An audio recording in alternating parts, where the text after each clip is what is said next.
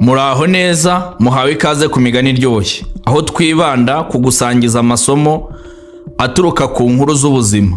Uyu munsi turagaruka ku nkuru y'umusore w'umuhanga ushekeje cyane, Joriji Baneti. Tuzakuramo amasomo y'ingirakamaro dushobora gukura mu buzima bwacu bwa buri munsi.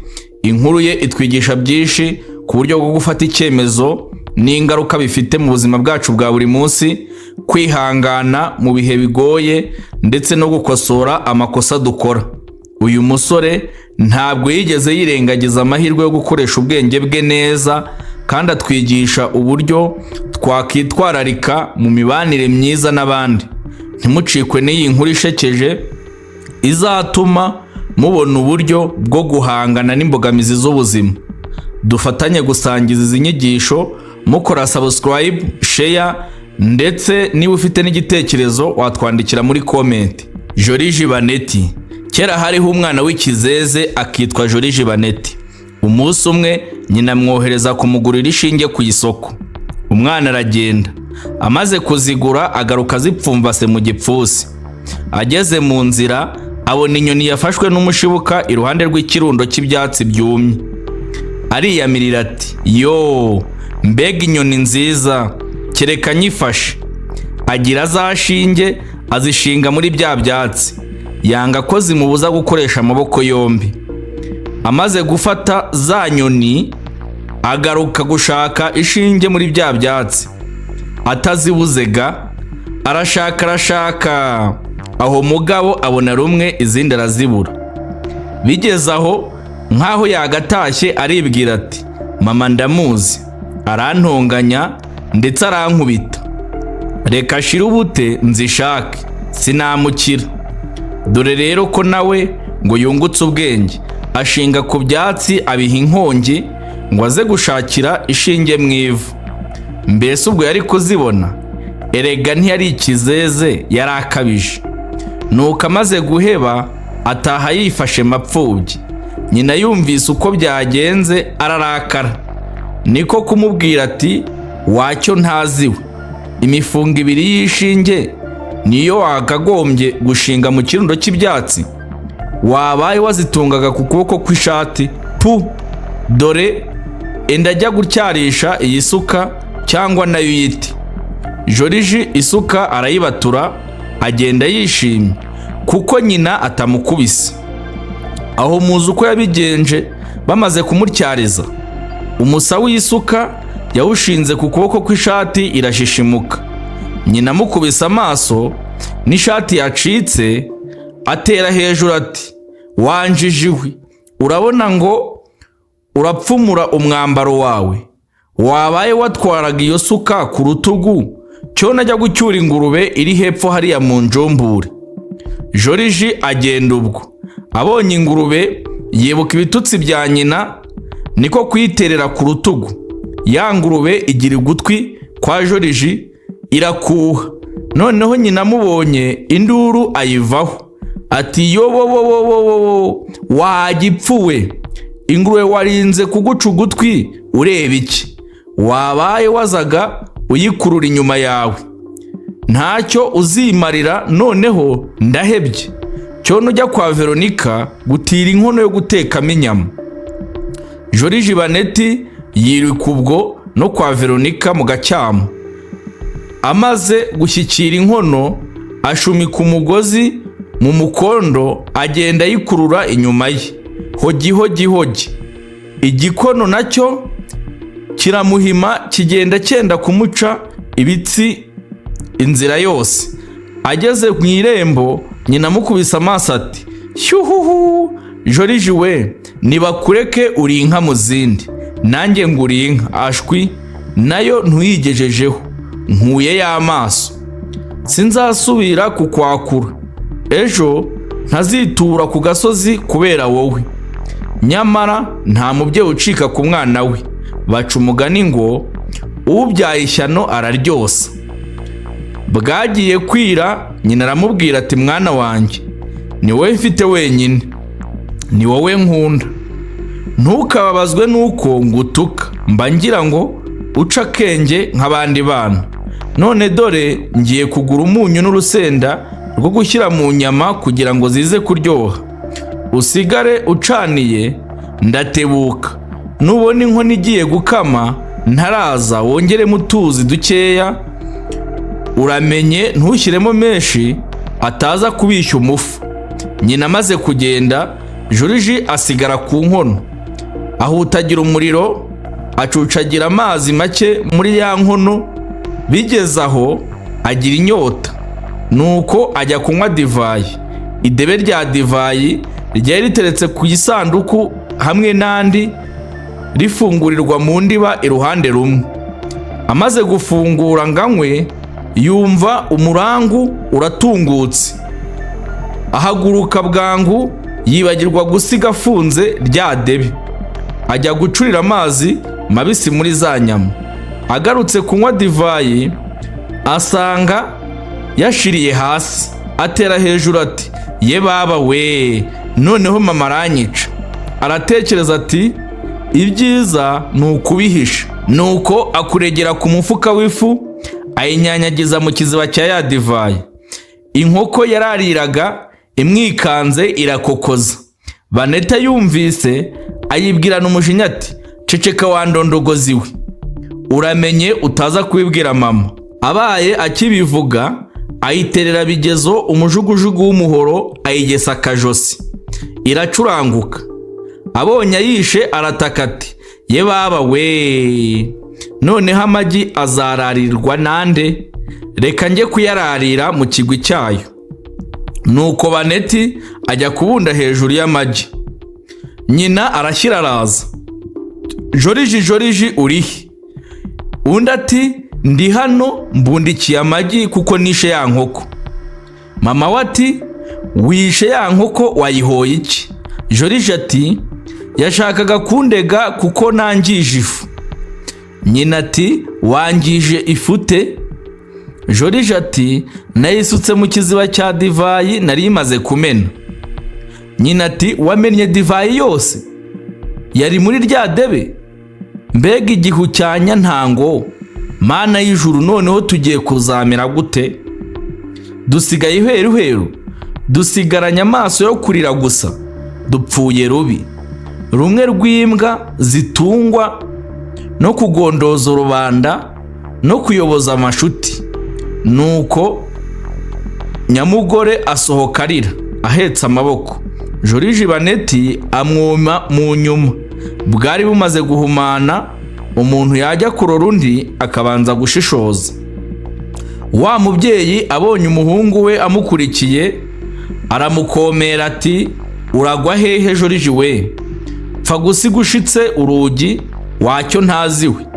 Nuko Baneti arakimirana n'imuhira, agira rwa rugi, arushikanuza ku muryango, aruterera ku mutwe. Akurikira nyina.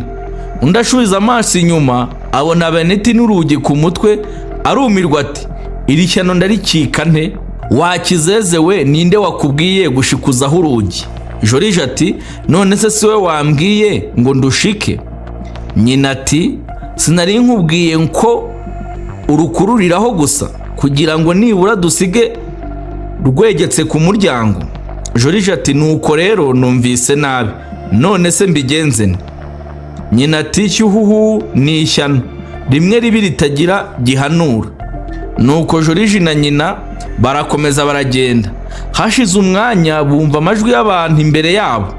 Nyamugore ubwoba buramutaha.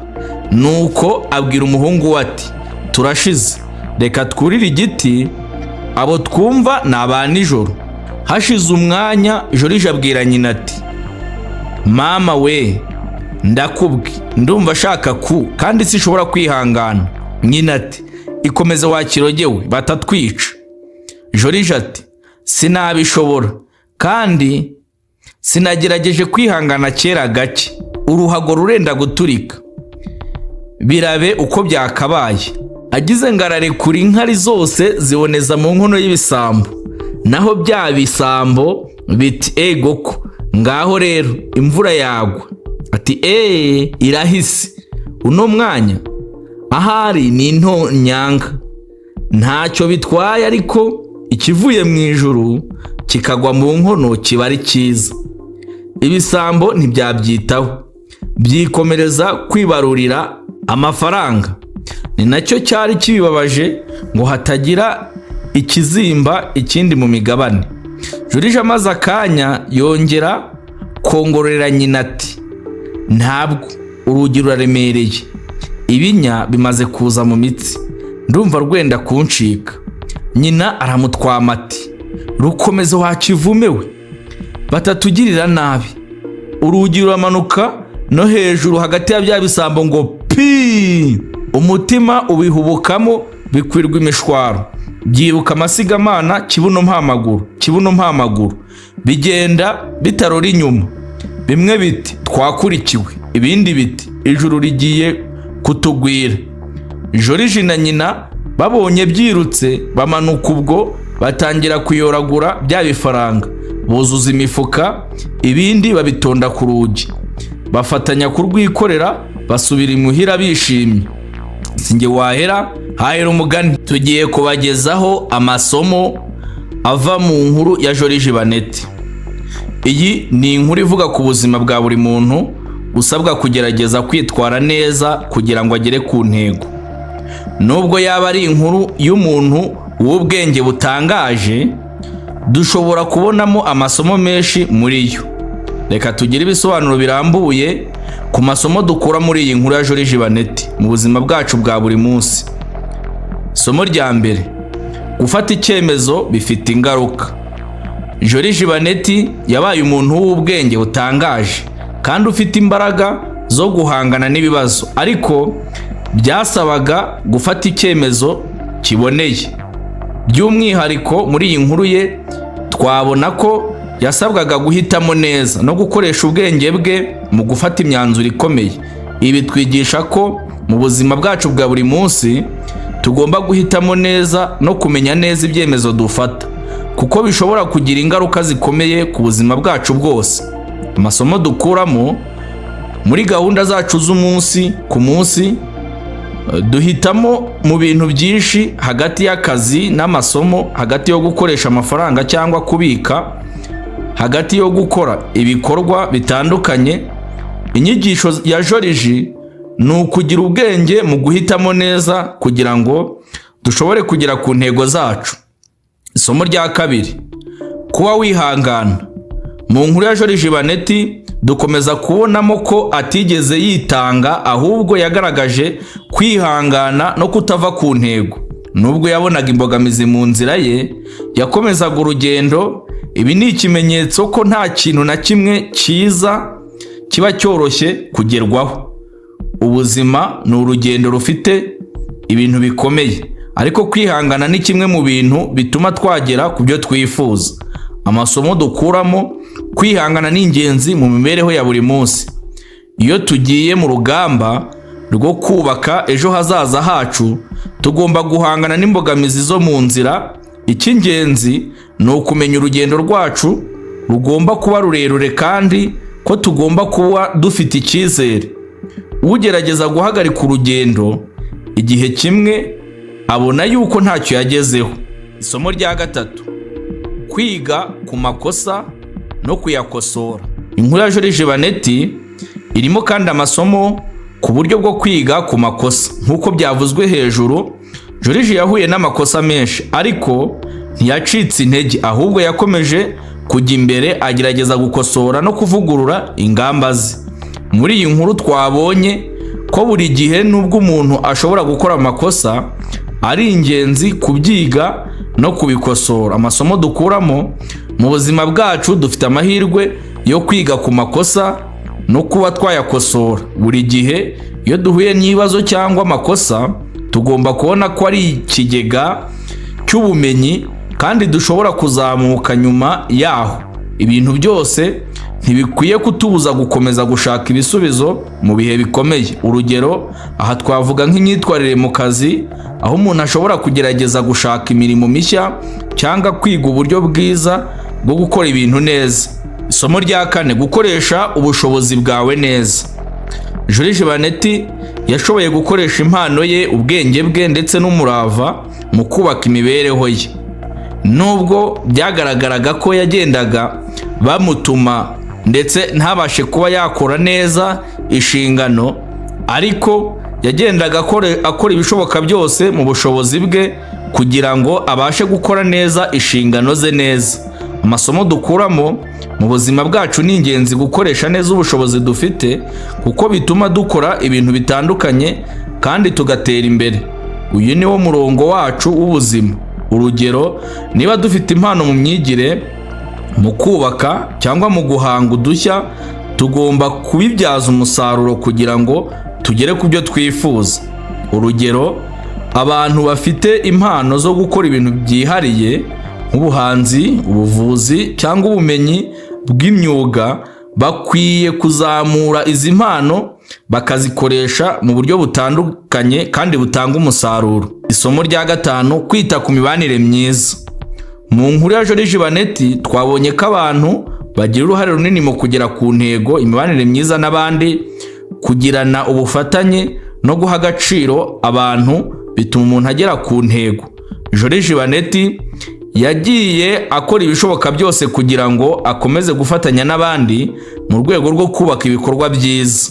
Amasomo dukuramo mu buzima bwacu: abantu badufasha cyane kugera ku ntego zacu, kwita ku mibanire myiza, kugirirana ubufatanye no kwerekana ko twubaha abandi bituma tugira intambwe imbere. Aha niho tuba tugomba kubaka umubano mwiza n'abandi, bituma dushobora kubona ubufasha igihe cyose kandi tugakora ibintu byiza kurushaho. Inyigisho nyamukuru dukura muri uyu mugani, inkuru ya Joriji Baneti itwereka ko tugomba kugira ubwenge mu gufata ibyemezo, kuba twihangana, kumenya gukosora amakosa yacu no gukoresha neza ubushobozi dufite. Ikindi ni ugukora ibishoboka byose kugira ngo tuzagire imibanire myiza n'abandi, kuko ntidushobora kugera ku ntego tudafatanyije n'abandi. Uburyo Joriji yitwaye mu buzima bwe bwatwigisha byinshi mu mibereho yacu ya buri munsi, byose bikaba byabaho mu gukora imihigo no kwitangira gukora ibishoboka byose. Murakoze.